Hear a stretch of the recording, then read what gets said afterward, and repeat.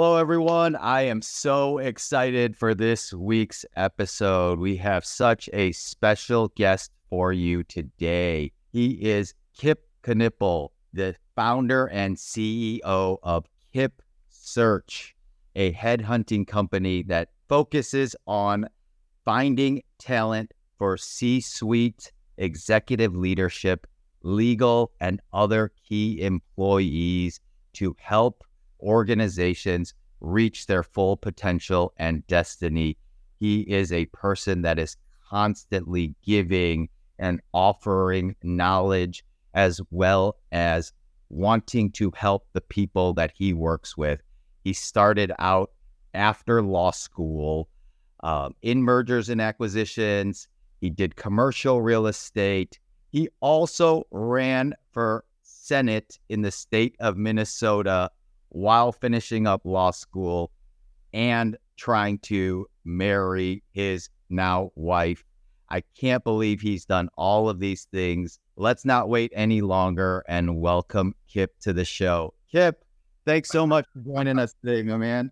Thank you, Young. I really appreciate it. Thank you so much. Oh, no, I was so excited when you agreed to jump on, and then like we were saying, we were riffing for like 40 minutes before we even started here. And I wish we recorded all of that conversation because it was so insightful and so great to meet such giving people like yourselves. But first, why the decision to start your headhunting company and move from being an attorney or focusing on politics or the mergers and acquisitions or commercial real estate and all these other things that you've done in your amazing life so far?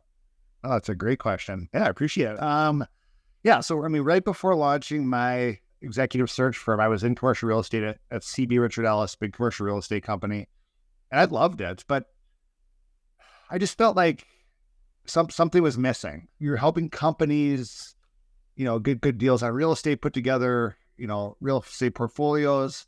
I just felt like I was missing that really impact on like the person. Like you're helping companies save money, you're helping them be strategic. But so I was doing commercial real estate. I met some people in the executive search business just to refer business back and forth. And they actually recruited me for a year to come join them. And then I finally did from day one. Like I just turned to my real estate clients and started doing commercial real estate, started doing executive search locally and around the country. And from day one, like all my clients were my own. I won the work. I executed it. My clients had not heard of the firm I was at until I introduced them. And then so kind of quickly wised up and launched my own firm. But it's just so meaningful to be able to make such an impact on people's lives. Obviously companies getting, C-suite people in place to really increase the trajectory of the business. But then on the candidate side, to really help people change their lives, move up in their career, impact their families, personally, their dreams, their goals. And it's just very, very rewarding. And I mean, it's absolutely one of the best decisions I've ever made. Yeah, no, that's incredible. And just knowing you a little bit and knowing your caring for humans and people and your willingness to give and provide value, I can see how that's just such a great fit for you. I know you've been established for a while now, but what does your typical day look like nowadays? Yeah, I mean there is no typical day is the honest answer. It's a lot of, half my team's in Minnesota, half is done in Texas. Got someone out, it was on the East Coast, but relocated to Ohio not too long ago. So part of it is, initially it was just me and then, grew out a team. And so now it's a lot of, focusing on the business, growing the business, scaling, implementing a lot of the things we learn in Arte, the group that we're both members of. So it's a lot of leadership development, training, coaching, but then also, your hands in everything in the business. I mean, business development, a lot of time with clients, trying to, continue to learn and advance my knowledge. And, so then I can in turn, give value to the people on my team, but then also to our clients. Yeah. No, I like it. Yeah. There is no typical day is the honest answer. Yeah. No, that totally makes sense, especially as you've been expanding rapidly from your guys' successes and such. How do you connect with like the companies or your clients? And then when they're looking for somebody, what is the process to try to find that like perfect match? Because I know you have such a high success rate of finding what these companies need. Like, how do you go about that? Because I would imagine, there's not really a science or a formula to it necessarily. So, what do you kind of focus on when you're looking for talent or when you're trying to find a client that you want to partner with? Yeah, no, great questions. Maybe I'll do the client thing first. I mean, as things have evolved, we really want to, not only like target the types of companies or industries or things like that, but really companies that have the right core values and the right culture. Because at this point in time, I mean, we all have this abundance mindset within KIP Search. There's plenty of work out there for our firm and every other, executive or creative firm. So we really want to focus on the clients that really have the right strong core values and the culture that we can then be an extension of their brand and take that to the market to find the right people to join them. So it's really trying to it's like when you're hiring. I mean, someone could be fantastic, but if they're a jerk, you don't want them within your company. And same thing when you're looking at clients. I mean, there could be an amazing company, but if it's a really bad culture, really dysfunctional. I just talked to someone this morning before our call here, our conversation about just a toxic culture in their old organization. We just try to avoid those on the front end. So it's really trying to target companies, have a lot of conversations, get to know the executive leadership and really get to know their culture and their core values and who they're all about. And then in turn, try to be a trusted advisor to them and add value and really build that long-term relationship rather than trying to be transactional and chase their next CFO search or the president search. Really build a relationship. So when it is time for a new CFO or a president or a chief technology officer or whatever the role is, we're there as their trusted advisor. So that's kind of part one. Part two on candidates. It's so much fun. I mean, it's. I gotta imagine it's very difficult and intimidating. So we have 100% success. We've never failed on a search, and part of that is just our process. It's very process driven. Average search, from when we kick it off to when it's done, meaning the person joins the company, whether it's a CEO or it's a controller or something else, it's a month and a half. And kicking it off to when the person starts. And at 3 weeks into our search, we present our slate of fully vetted candidates, usually between 4 and 6. We think we don't narrow down the top 6 candidates. We're not really adding value, being respectful of our clients' time. And on the flip side, if we can't find at least 4 absolute A players, we don't think we're doing our job either. So it's very process driven. It's a very extensive vetting process with the candidates. And it's frankly, it's rigorous for them to go through. So just by going through our process, it shows they're committed to the role and that they're, a top person. Otherwise, they're never going to even see our client. Yeah, no, that's incredible. So I know you were mentioning about core values being aligned as one of the critical factors to work with you in either facet, because yes, we don't want to attract people that have different core values or different priorities. And so by aligning yourself with those types of clients, it's easier for you then to attract, well, I wouldn't say easier, but it's clearer to identify the talent that you're looking for because you're aligned with those core values with your clients. Now, for the people that you're searching for, like, what are some other things that you're looking for other than like alignment and core value? Of course, like expertise and competence is a huge factor, but like, how do you determine those things? And like, what other factors are you guys looking for in these candidates? Yeah, no, great question. The honest answer is, many people have the technical skills to do whatever the role is, whatever the job is. And we really try to dive into, again, their own personal core values and what type of culture they think they would like, and really ask them, specifically, why are you interested in our client? I mean, why do you want to work for this client? And then why do you want this role? And really ask those direct questions. And part of our process is we have candidates fill out a really extensive candidate questionnaire that we then deliver to our client. So even before interviewing them, when we present our candidates, our clients can really, understand them personally, professionally, culture fit wise, core value wise. Again, why are they interested in working at their company? Why are they interested in the specific role? And really have the whole picture of the person before they even decide who they want to interview. What I always tell clients, which is true, these 6 candidates have gone through this amazing, fully vetted process, and all of them would be outstanding at your company. So now your interview process internally is who really is the right culture fit, personality fit for who they're going to work with. They can all do the job.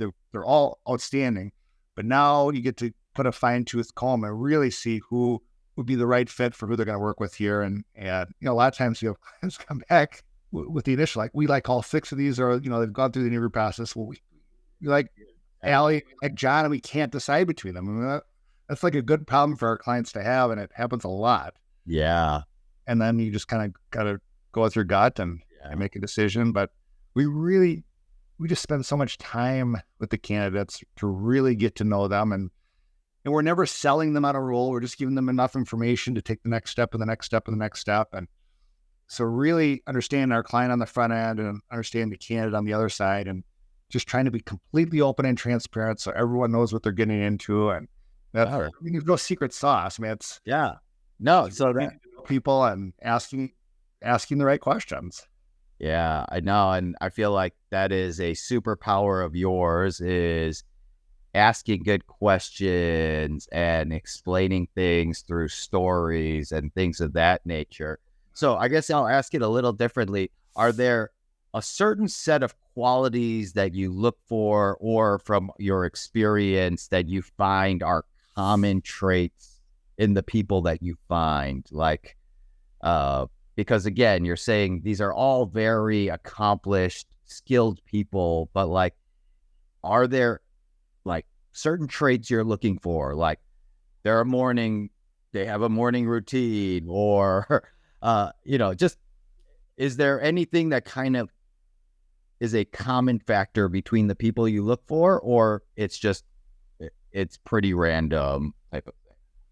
I mean, I would say it really depends on the role, for one, and then it depends on like our client company. Like those things change. I mean, the core, like if we go out to lunch with a CFO candidate, and you just see how do they treat, the waiter or the waitress, or how do they, treat the person, parking their car, or, the maitre d' or hostess. I mean, that kind of stuff. I mean, how are they as a person when, they're not quote interviewing, but you're just kind of watching how they interact with people, and do they take interest in people? I'd say another general quality is just having that abundance mindset and having a positive outlook on life and the world, and not being negative and pessimistic. I always talk about just kind of rational optimism. Like, you don't want to be delusional. Yeah. Someone that's optimistic, but they're rational. They're living in the real world, but they still have a positive outlook on life and on business. And, again, it depends on the client, but executives that want to come in, I mean, they want to have an impact. They want to see it at the table. They want to transform the business. A lot of the people we place don't want to come into a company and just keep status quo. They want to make changes, or they just want to help catapult the business and take it to the next level. So those people that get fired up by that kind of stuff, we do a fair amount of work with like private equity portfolio companies. Yeah. And those types of executives are not looking to be in a role for 20 years. They're looking to be there for, 3, 4, 5, 6 years.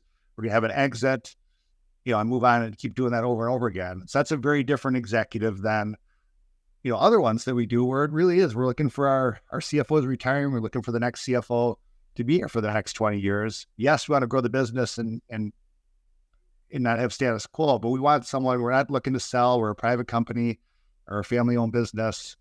We want someone that can come in and make a long-term impact and have a real commitment to us as a company. And we're going to have a real, trust and impact and dedication to this new CFO. No, really, there are some common things, but a lot of it is dependent on the situation and what the business is trying to do. And again, what their culture and core values really are. Yeah, no, that totally makes sense because each search, I would imagine, is unique to it in and of itself. And so, yeah, there's some commonalities, like you were saying, abundance mindset, really that rational optimism. I love that term, man. I'm going to have to steal that one from you. That's a great term and something I feel like is lacking a lot of times. Either people are too rational and therefore always worried about how things are going to play out, or they're irrationally confident and they don't understand reality sometimes. So I love that term.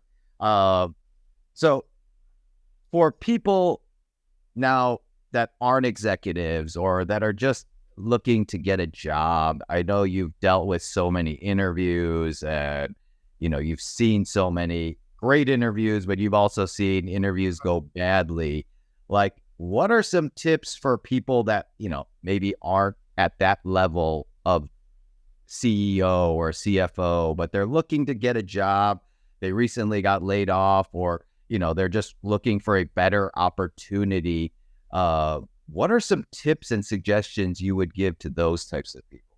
Oh, fantastic question. And as you can imagine, when people hear, what I do, all we do, candidates, people looking for jobs reach out all the time. And in my old firm and other firms, a lot of times people won't talk to candidates unless it's a search they're working on. But I always try to spend some time with them, and it's really kind of pay it forward model and just try to help open doors any way I can. And one thing I always suggest they do is spend a little bit of time, because a lot of times when people are making a move, they're open to different opportunities and all kinds of different things. But I say, if you can spend a little bit of time and think, if I could paint the perfect role at the perfect company, or maybe it's 3 or 4 or 5 totally different ones, what would that be? And then let's laser focus and try to find that perfect role or those different perfect roles. And you can always broaden it to other things, but why not look for, you're in this, situation anyway, where you're looking for your next role. Why not look for exactly what you think you want and see if you can find it? And you'd be surprised how many times you can, rather than just, I'm just going to take the next role that I can easily find. Let's look for exactly what you want. And if nothing else, it's just a good mental exercise to go through and help you really look internal and think, what am I passionate about, or what gets me excited and fired up and energized? And let's go see if we can go find that.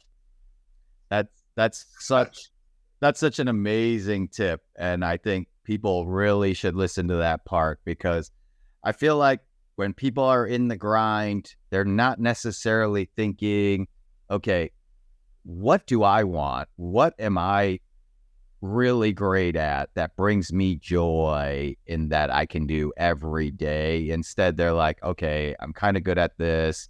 This is what I've been doing, so let's just continue on this path. But then they have that discontentment. And so that's such an amazing tip. And then again, that useful exercise of self-awareness and trying to realize, okay, what are my strengths? What does make me passionate to excel? And even if you don't necessarily find that role, at least now you've gone through an exercise where you're aware of it, and then the RAS, the reticular activating system in your brain, will start looking for things because now it's in your consciousness. So I love that advice. Now, also for maybe newbies and such, or people just getting started, when they're interviewing, do you have any tips that they should either do or avoid? I'm not to necessarily manipulate the interview or portray themselves as something different, but I know you had mentioned something that seems obvious, but some people might do is swear a lot when they're interviewing or something like that. Do you have any other tips? Because, you meet these people that are like, I crushed the interview, I don't know what happened. What are some things that they might not have been aware of, or that you've seen really just screw up an interview? You mentioned the way you treat the wait staff, or, the help at places, but anything else that you think of? Yeah, that's a fantastic question. And I just, a quick point on that, because when a candidate goes in interviews, we always then have like an interview, candidate, and then we'll do with our client next. But whenever I hear a candidate say, I absolutely crushed the interview, I mean, it was amazing, it always makes me a little nervous. I'm like, usually they, and whereas when there's a candidate that I know is really good, but they're a little nervous, I'm not sure how it went, it usually went really well with that person. But the person that thinks they absolutely crushed it, because that, kind of irrational confidence, that's usually a red flag.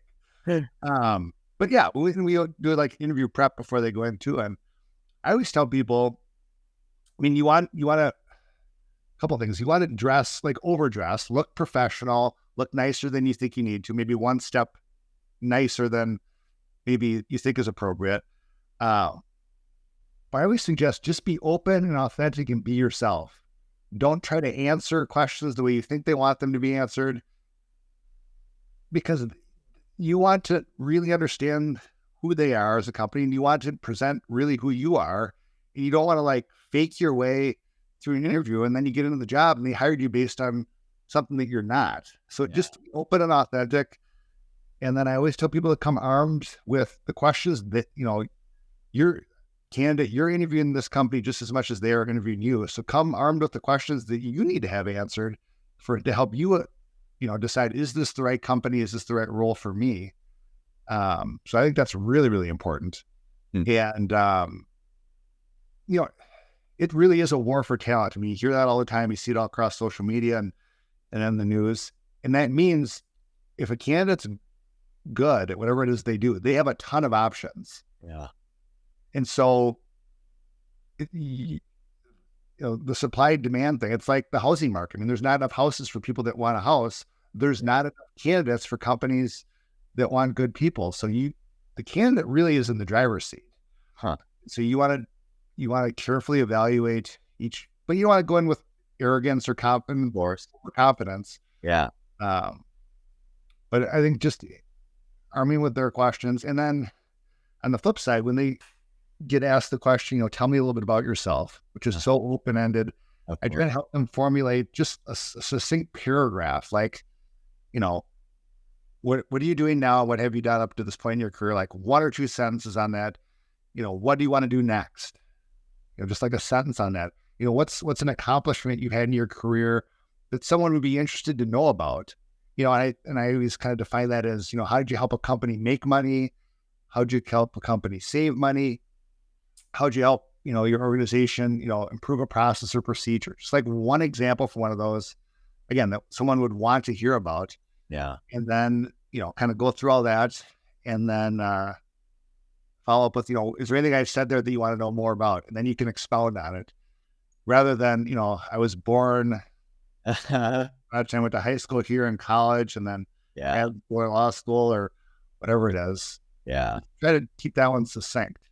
That's great advice. And I think that's very useful for pretty much anybody that's applying for a job anywhere. You're always going to hear that question. Tell me about yourself. And I feel like a lot of times people don't know how to answer that and they just keep talking and talking. And you got to remember, like, these people are looking to hear certain things that they're looking for. They don't need your whole life story unless they ask you, but, otherwise just focus on being very succinct and getting your message across. That is such great advice. And it makes you look more prepared for the conversation as well, which is obviously going to come off very strong. Now, you mentioned something about the war for talent. So I guess switching gears, if you are an employer, what are some things that employers can do to help retain talent? Obviously, compensation is important, but that's not the main driving force for everyone. What are some other things that companies can do to keep their great talent and keep them happy so that they continue that momentum? Oh, great question.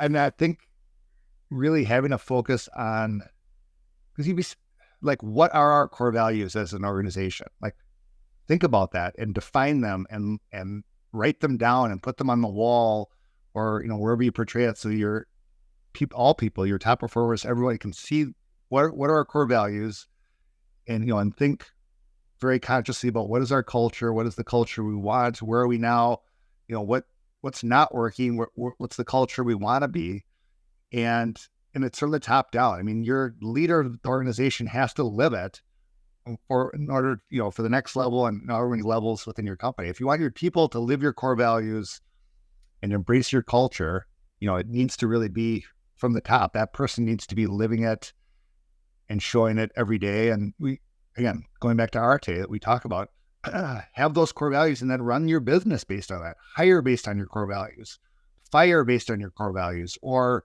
instruct or coach people if something's not working based on the core values, and just keep coming back to those as, kind of the rock and the foundation of your business. And it makes things, a lot of companies, everything's just nebulous and we have this employee manual that's this thick and no one's ever read it. But if you just have, 4 or 5 core values that are, again, I just say it's on the wall. I'm just looking up, it's on my wall here. Yeah. And you can always point to those and instruct people based on that and try to help them.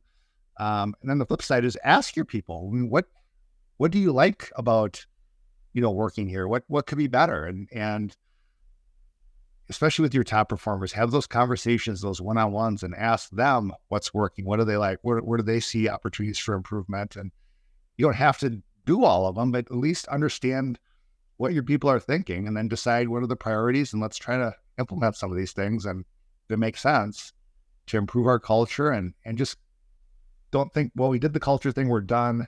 We're not going to think about it for 10 years. I mean, just kind of always, have that top of mind and in your conversations and in your meetings. And obviously you have to make money, and otherwise there is no business and there are no jobs for people, but keep cognizant of the culture. And again, keep going back to Arte. I mean, on our last call talking about, if you have rock stars in your business that'll stay at your office till 2 or 3 in the morning and they're just cranking. I mean, it's awesome to have people that are that dedicated to your business, but those people are going to burn out. So you have to find ways to either hire up and have support for these people, or maybe, delegate some things to different people. So nobody is in that box. Yeah. It just, work-life balance is so thrown out there, and people just don't want to work, but want to be cognizant that people are, especially your superstars, that they're having a quality of life. Yeah. And they're not just totally getting burned out, even though they may not see it for themselves. You as the leader need to look out for them and make sure you're caring for them, even if it's not on their radar. It's your job as a leader to protect your people, even protect them from themselves. Yeah, no, that's such great advice, is having that foresight for them, and that, either they're not working hard enough. I feel like the dilemma is you have a group of people that are rock stars that you feel like, oh, they figured it out, I don't need to spend too much time with them. And then there's this other group that you're like, oh man, they really need to pick it up. And I feel like a lot of times employers focus so much on trying to improve the people that are lesser and not focusing enough of their energy on the talented people. And then those people, it's a slippery slope once they start getting resentful or feeling burnt out or underappreciated. Like, hey, I'm doing all this stuff, and yet they're focusing on these other people that aren't doing nearly as much as I am. And so just being aware of that as a leader, and then going over the core values, the reasons why you're doing this, and then projecting that vision that's large enough for them to be a part of, like we learn in Arte and that Ed and Andy talk about all the time, is like constantly trying to portray that vision that they can be excited about and feel like they're a part of, is so helpful. And it all starts with those core values. So businesses, if you do not have those core values in place, make sure you start focusing on that, because that's really going to have that trickle down effect for all other aspects of your business. So I love that. Now, switching gears again, I know we had briefly mentioned that, you were a collegiate athlete. I believe you played football and track in college. Is that correct? Yep. And I believe I also heard that you were in a play when you were in college as well, which, you usually don't equate those two together. And then after law school, or while you were finishing up law school, you ran for state senate. And so, like, why the decision to do the play in college when you were already an athlete? And I'm sure that already took up a lot of your time. Good question. So, great question. The play thing. So I went to the movie Good Will Hunting with my girlfriend then, now my wife. Uh-huh. I came out of the movie and I said, I'm trying out for the spring play. I don't care what it is. I was just like so inspired for that movie. I'm like, I'm just trying out and I'm going to do it. And it ended up, and so I did, and I got in there. That's amazing. So the play it's called The Birds. It's a play by an ancient playwright, Aristophanes, but then we modernized it to like modern times. But it was so cool because I was with a totally group of people that I would have never met but for that play. And you spend so much time together, rehearsing and then performing. And we did a lot of performances, and it was so much fun. Like one of the best experiences in college that I was so inspired coming out of Good Will Hunting that I went for it. Yeah. That's awesome. Yeah, it was a lot of fun. Yeah. No, it always amazes me and also inspires me when people step out of their comfort zone like that. And it's not something that a lot of people do.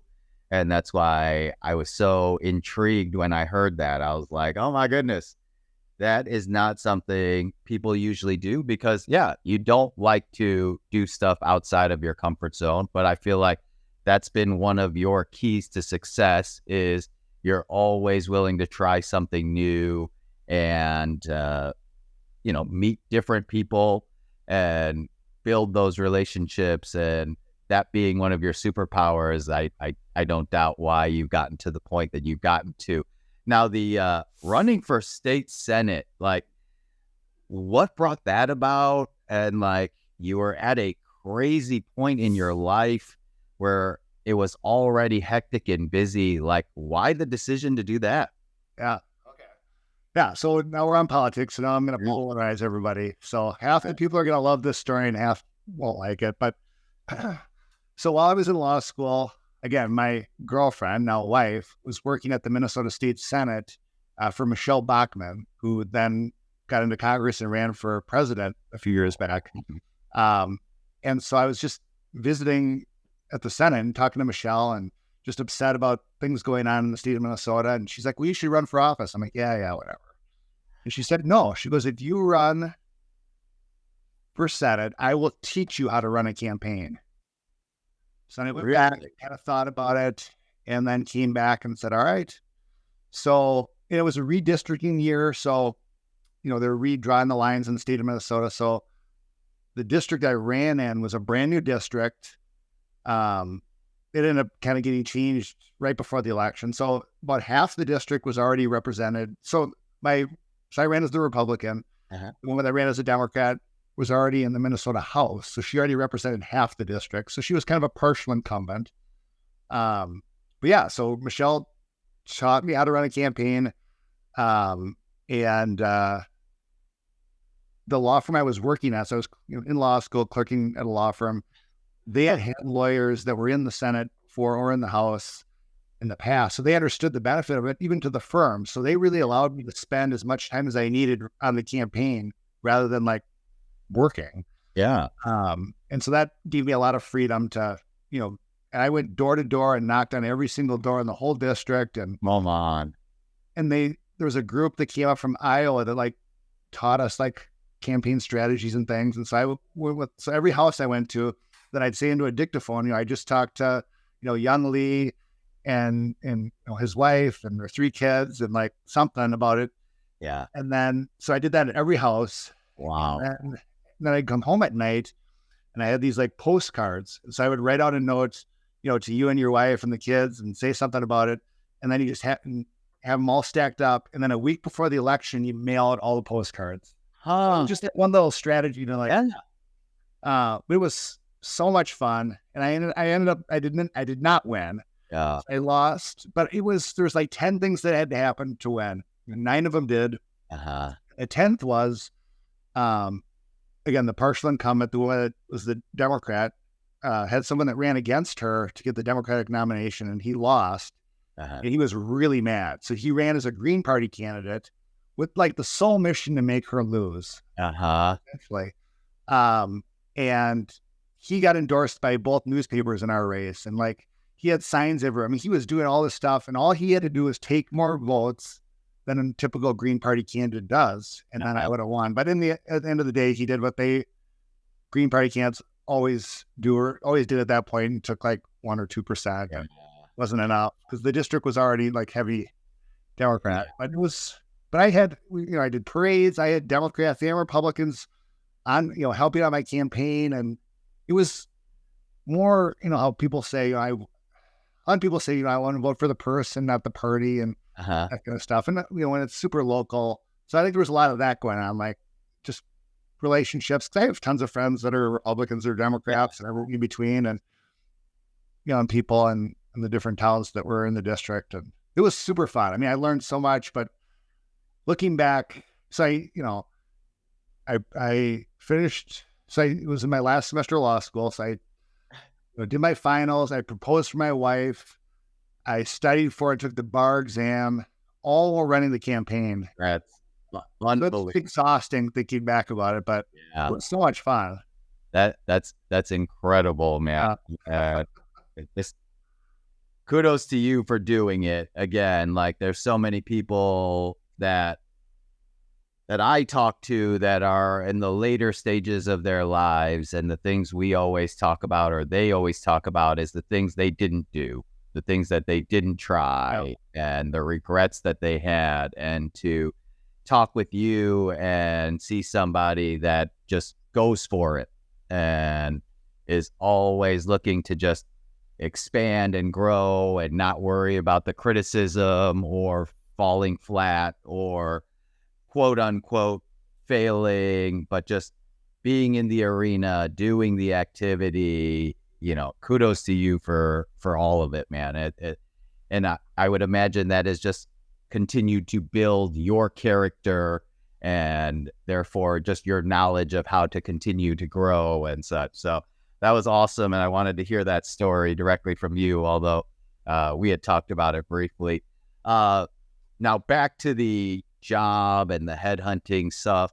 So like for people, again, if you guys are looking for talent, please, as Kip had mentioned, he has 100% track record of success. You can reach out to him. His website is kipsearch.com. So go check out the testimonials there, find out about their core values, which they have on their website, so that you guys can see that you are aligned in that manner. And you can reach out to him. We'll have all of his contacts in the show notes. But Kip, again, for people that might not know that they're unhappy or that they want to make a move, like, what would you tell them to think about in terms of like, is this the right decision? Is this the right time for me to make a move? Like, how can people maybe work through that themselves? Yeah. Oh, excellent question. I mean, first off, I'd say there is no perfect time. It's never going to be perfect. It's like any big decision in life.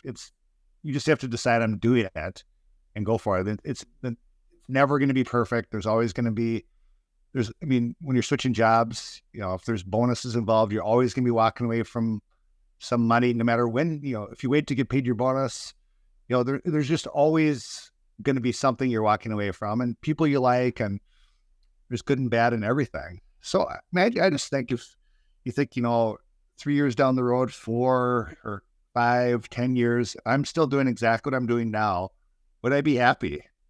If the answer is no, well then what about it wouldn't be happy? And it's just like we ask questions to candidates on searches. It's just asking yourself those inquisitive questions. What do I like about my job? What don't I? Maybe just get a piece of paper, write a line down the middle and pros and cons, but just really spending some time with yourself, think without distractions, thinking about, is this what I want to do for the rest of my life? Like for 10 years or 5 and then what part of my job do I love? What's my favorite part of my job?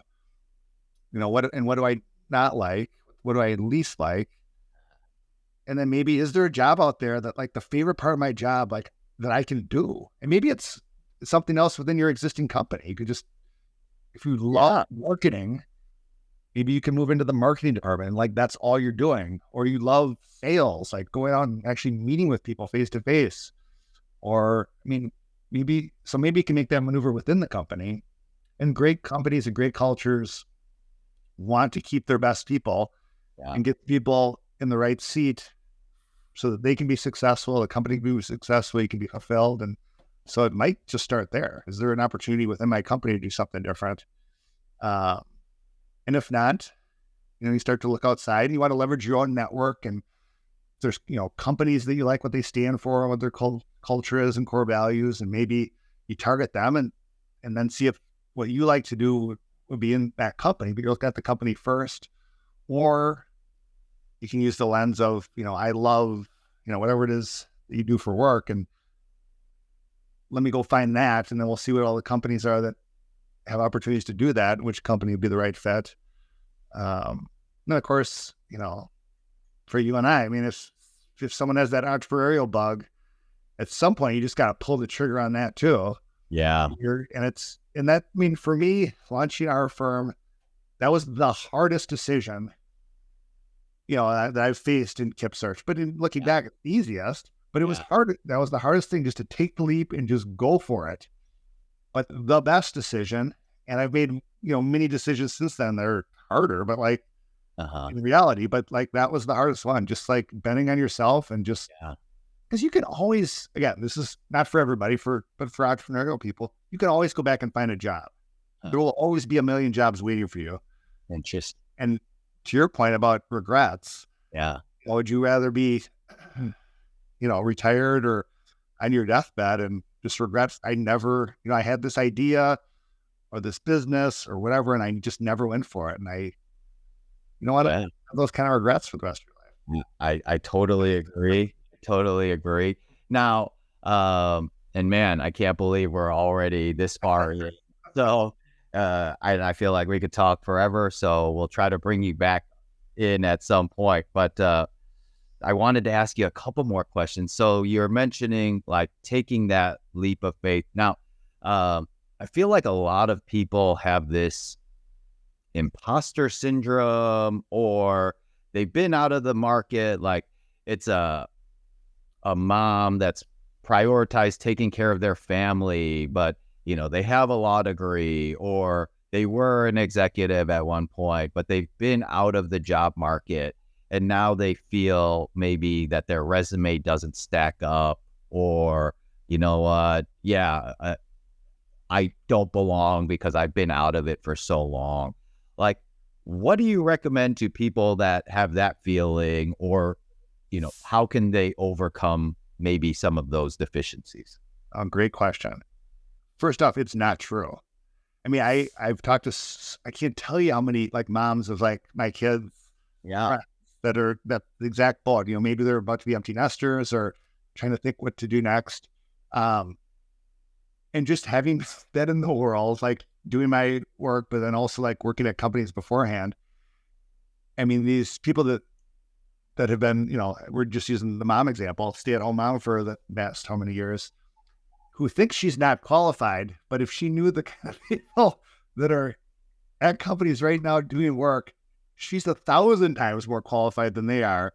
And it's almost like just exposing yourself a little bit to that. And then where you just kind of see something, well, geez, Joe Smith can do this. I know I can do this. And really it's just getting out there and like, maybe just, again, taking that leap of faith and looking at opportunities. But like, once they really get in it, they will see that they are way more qualified than they think they are. And in fact, they're probably way more qualified than 80% of people out there. Well, it's shocking. I mean, and especially like now, every company or every business, from like, Starbucks, just people that make coffee, up to C-suite companies, they're begging for great employees. Like, it is, like I said, the war for talent at all levels, like begging for people. You see at restaurants or different places signs, we're hiring all roles. So you are, if you have a pulse in some roles, you can get a job. So if you have all this whole skill set, even though you might have been out of the workforce for a while, there are a plethora of opportunities. And it's even easier now. I mean, with LinkedIn and other things, we can just look online at opportunities. We don't have to physically, pound the streets to look for roles. That makes it much easier to leverage technology to explore some things. Yeah, I would say they're so underestimating their own value and their own qualifications. Yeah. No, that's real firsthand experience over the last however many years. No, and I've seen that as well, but I feel like that's always something that comes up in conversation. And so I wanted to kind of ask it so that people hear it from somebody that's in it every day. And you see these things, because I've seen them in companies and I'm like, if that person could have a job, then you definitely could have a job, type of thing. That's big jobs that. But it's like shocking. Mine. But I feel like there's so many people that are just like, they would never hire me. And you know what? They might not, but why not at least try, because it's not true. You are very well qualified. Now, for the people that want to like switch careers or things of that nature, like, how does that work? Where like, you know what? I've been an entrepreneur and I've only been doing this one thing, but it's either not working, it's not my passion, and now I want to try to get a different job, but it needs to be at a certain level. How do people go about doing that? Like switching industries and careers when maybe they didn't have that past experience in that job or that. No, another great question. You literally like read my mind too. I was like thinking of that as I was answering the last one, in that if you're doing XYZ at a company, like you've been doing marketing and you're sick of it and you want to do something else, the same thing. You are, even though you haven't been doing that for the last 10 years, you're still probably way more qualified or equally qualified to someone that's doing whatever discipline it is that you want to go do. So again, take the leap. People want, and companies want, people that have, well, those hard skills, a lot of them you can teach and you can learn that stuff. And if someone's a quick learner or a passionate or dedicated learner, they can learn how to do anything. But it's those soft skills that are just can be applicable to kind of all different types of roles, all different industries. A lot of companies, you just want great people and you just put them in the right seat. And if they want to switch seats, or maybe it means you have to go to a different company to switch seats, you can absolutely 100% do that. And the entrepreneur thing, going back and getting a job, that's a great question. I get that one a lot too. I mean, talk to entrepreneurs that, maybe they've run a company for 30 years and now they're just kind of done with the grind, or they've sold it. And I mean, and now it's not about money anymore. I just want to find something that's fulfillment, but where I'm not responsible for everything. So there's a lot of those opportunities too. And a lot of companies, a lot of these questions, it depends on the company, because of course, from company to company, but there's a lot of companies that would love an entrepreneur with great experience to come in and, fulfill a specific need you might have. I have a lot of the stuff we're talking about. I have some posts coming out on social media here in the next couple of weeks, like literally on these exact topics, some videos, but one of them was on just hiring like an entrepreneur, just an entrepreneur, not an entrepreneur in training, like just an entrepreneur in-house, where someone just comes in in residence. That's what I'm trying to think of, where you're just hiring them for, maybe they just come for a year and they're going to focus on one specific project or one specific initiative within your business. And meanwhile, they're training your people how to think more entrepreneurially or how to look at opportunities. And, it's not a long-term hire, but it's just someone that has the expertise in something that you really want to do in your business. Yeah. And they come in, entrepreneur in residence, they're kind of running that project or leading it, mentoring people around that project to get everything up and running and up to steam and create momentum. And then they're going to leave and let the company continue with it. So that's another opportunity for entrepreneurs coming into companies, and companies are looking for those kind of people.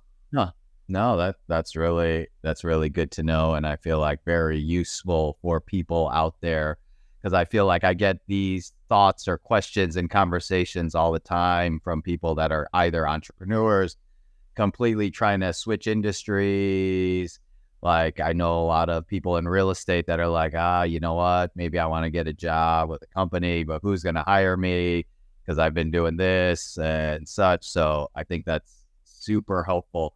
Now, for the people that have been out of the workforce, like the stay-at-home mom or people that have been in completely different industries, how do you recommend that they research what's fair compensation? Because we've seen with inflation and with just the cost of goods and just everything kind of skyrocketing, how do people find okay, this is an acceptable amount, or I don't want to get underpaid, but I don't want to ask for too much, and then potentially lose the opportunity, but I don't want to leave money on the table either. How can people kind of navigate that? That's a very, very good question. I'm glad I keep asking good questions. I'd say the first answer is Google. Mm-hmm. Just Google it or ChatGPT, see if that can help you. Yeah. And just see what kind of free research you can do to find things out. If you know people that are either work at that company or know people that are doing that kind of job, ask them. Yeah. In different parts of the country, you're in Chicago, right? Yeah. Yes, we're both in the Midwest, and people are maybe more shy about talking about money, whereas other places of the country, you can just ask someone. But you can just have those conversations and do your research, whether it's one-on-one or using Google. There's paid tools to do that kind of stuff, or talk to a recruiter. The tactic I think that works really well in real estate. You talk about a real estate person going to do something else, and do they want to hire me? Well, you've done contracts, you've done negotiation. There's a lot of skills coming in real estate. But one of them is let the other person throw out the first number. Yeah. See what the company is willing to offer you. And maybe you're thinking, oh, geez, if I can make $140,000 a year, that would be a dream. And you come in, they're like, yeah, it's 170. You just didn't say anything. And now instead of asking for 140, you're at 170. Yeah. Sometimes that's a very useful tool, just to be quiet. Let the company throw in a number first. Yeah. No, that's what I had recommended is hey, just wait to hear what they have to say. Yeah. And you never know, it could actually be higher than what you're hoping or anticipating. On the chance that it's lower, how much do you push for a higher number, or is that offensive? Is that something that people should, is there a range? Hey, they offered me 100, but I was thinking 160. Is that too big a gap? Do you still go for it? Do you reevaluate based upon their first number? What would you recommend in that scenario? Oh, that's a great question. And it's, the best book I've ever read on negotiation is Never Split the Difference. That's the idea. So you kind of got to know who you're negotiating on the other side with. Maybe there's someone that just gives a low ball to try to anchor that as the starting point. So you just don't know who you're dealing with.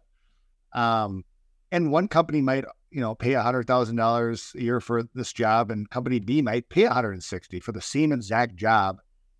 So it really depends from company to company. So obviously it's helpful if like you're just switching companies, but it's a career you've already been doing. So you have kind of a feel for where comp's going to be. And it's harder if you're just totally brand new and don't even know where to start.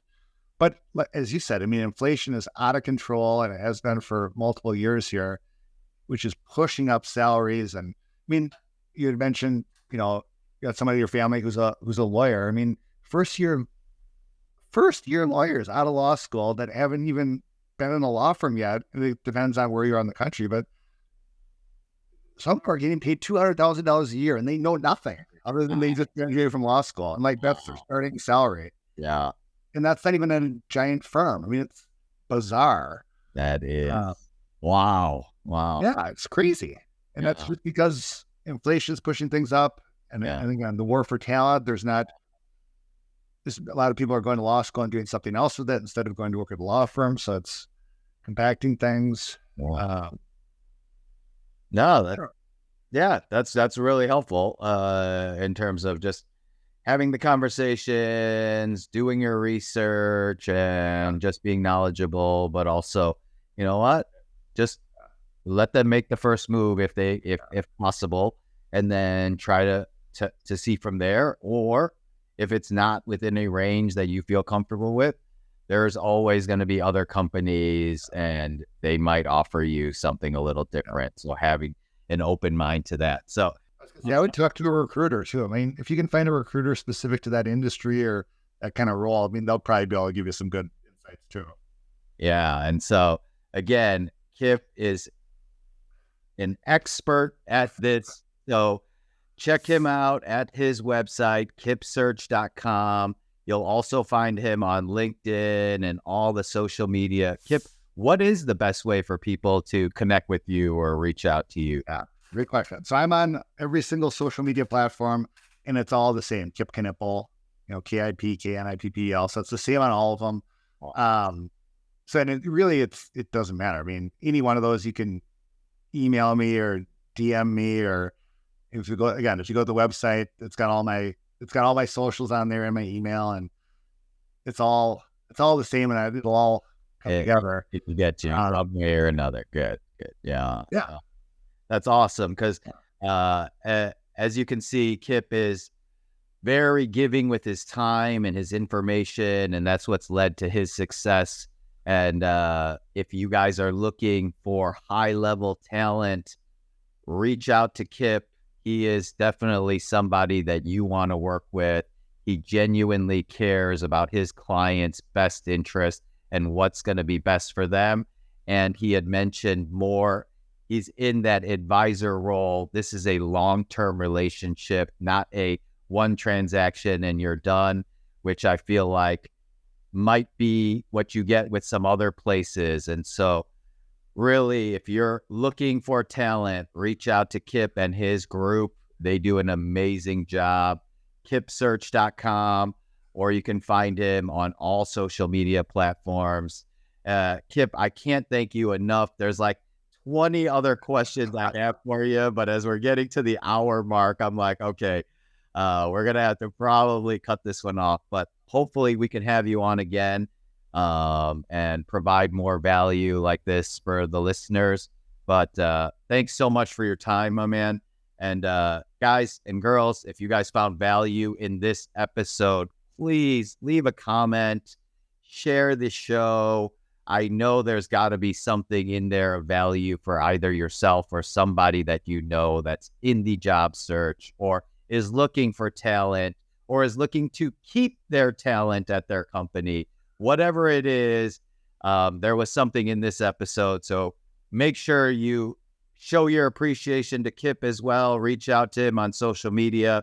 And if you have any questions, he is very willing to have that initial conversation and at least steer you in a direction if he can't help you personally. So thanks again for listening, everyone. Please share the episode, leave us a review, and so we can bring on amazing guests like Kip moving forward as well. So for your host, Young Lee, Kip Knippel, thanks again for listening and watching, guys. Thank you so much.